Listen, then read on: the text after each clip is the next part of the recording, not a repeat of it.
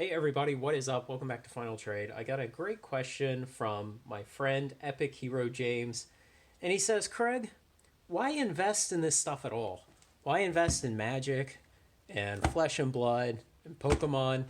Why invest in card games? Why don't you invest in other things?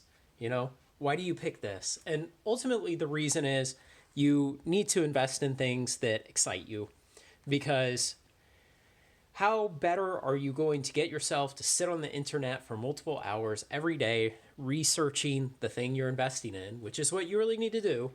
How are you going to do that if you're not interested in it? You know, I can invest in baseball cards, but I don't like sports.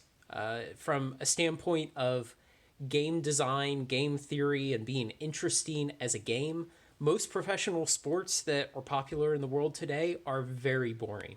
They're awful. But people have traditions of liking them, and so they persist, even though they're really bad games. But I'm not interested in it, and because I'm not willing to sit and watch sport competitions and keep up with who the hot players are and who got injured and who got traded to another team and junk like that, then, I'm really not qualified to make good bets in the sports card world. There definitely are people who do, and they make a lot of money on it. But then you have stuff like superhero cards, and I've made videos before why this stuff is uninvestable. I have some of it because I collected it in elementary school and I love it, and so I've bought some more recently, but I do not expect to ever make any money on it. I have this because I love it, but it is not an investment. So you really need to stick with things that you enjoy. That's the most important one.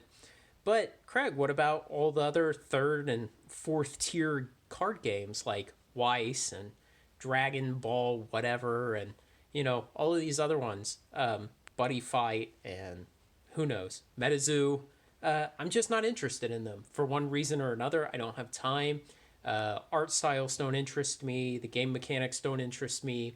Or I don't think the player bases are big enough to support a long term investment thesis. And obviously, Magic and Pokemon are the two biggest. And so, long term, they'll have very healthy markets to buy any products. Flesh and Blood is still a little bit speculative. It's here to stay, but what kind of market share will it see long term? Will it get it so high as 10%? Maybe. I mean, I'd love for it to. I think it's a great game, but it's a little more speculative at this point. But Craig, why not invest in fine watches or art? Those are two good examples of kind of expensive luxury things that some people invest in. I think those are kind of fickle, and I think we may be in some type of super cycle on things like that, and we could see 5 or 10 years down the road where those kind of luxury item investments just drop like a rock. And I don't buy a lot of luxury items myself. I'm not really interested in them. I'm very utilitarian with my purchases most of the time. Craig, why not just invest all your money in stocks? I've been investing in stocks for the last 20 years. I've accumulated a lot. And, at some point, it's just kind of boring to keep buying them. And I still have a lot of stocks and a lot of value in it.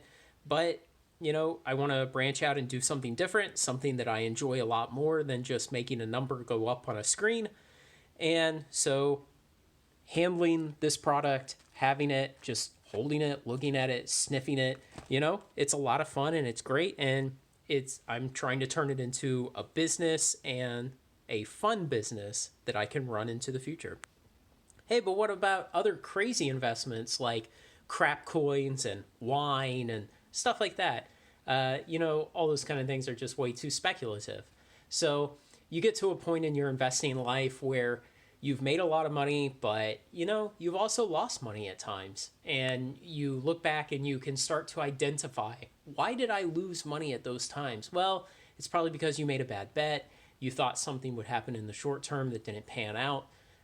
You invested in a thing that had way too much variability and possible outcomes. So yeah, it could have gone up 10x, but it can also go to zero. And hey, most of the time those kind of bets go to zero. That's kind of like the casino.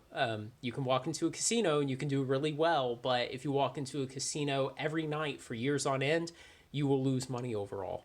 So I guess this is kind of wraps up my thoughts on why invest in these things but not all these other asset classes. The most important thing is you need to enjoy what you're doing.